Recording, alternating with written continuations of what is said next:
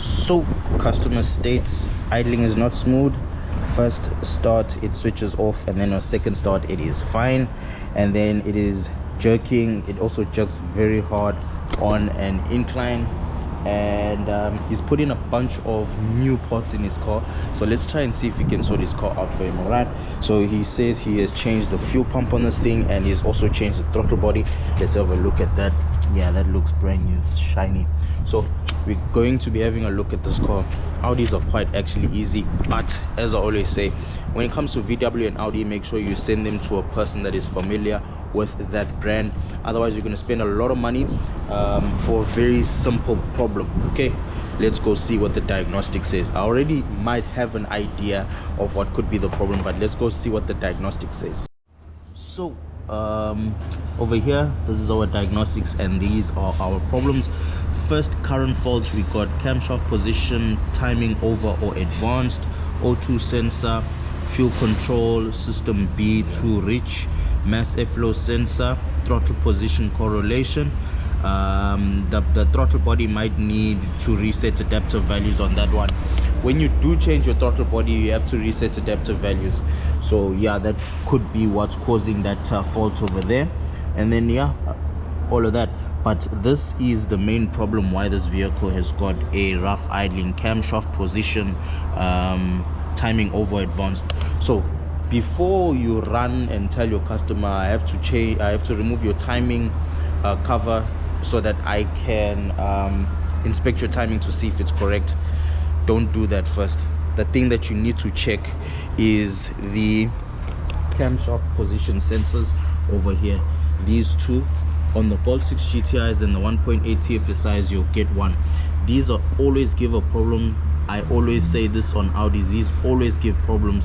If you have a rough idling issue and your vehicle's not running smooth and it's switching off while driving, this is normally the culprit.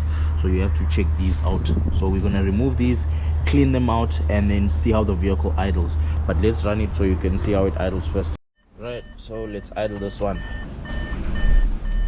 Okay, let's go check out the engine, man. The engine.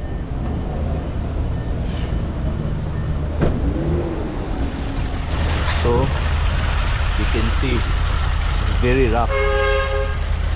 The engine is even shaking. You are shaking. So let's get these cleaned out, and then let's see how the vehicle drives and performs.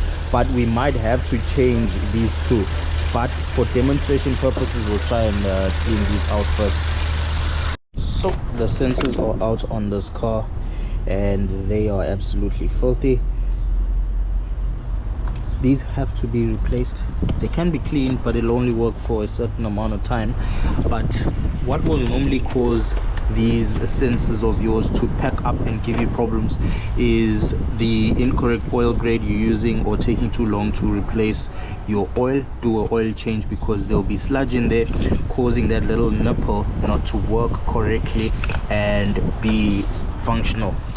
Right, so over here I'm going to be showing you a damaged camshaft speed sensor, and this is one. Look at that delay in that nipple going down. Once it starts doing that, then you know that you've got a damaged cam speed sensor, cam position sensor, cam speed sensor, whatever you want to call it. So if it's doing this, you're going to be getting a lot of problems in terms of rough idling. Your car will be switching off as well while you're driving. So you don't want it to do this. You want it to be almost like it's spring loaded. It must just come out as soon as you press it. It must come back down. So we're going to clean it now, and then you're going to see the difference in it being cleaned and the difference in it being sticky like this. One easy way of cleaning it is putting some electric parts cleaner through this breather valve over here, or through this hole if you may, and then also through the nipple itself, and then lubricating it with some Q20 or WD-40 when you're done. So let's do that now, and then let's see the outcome.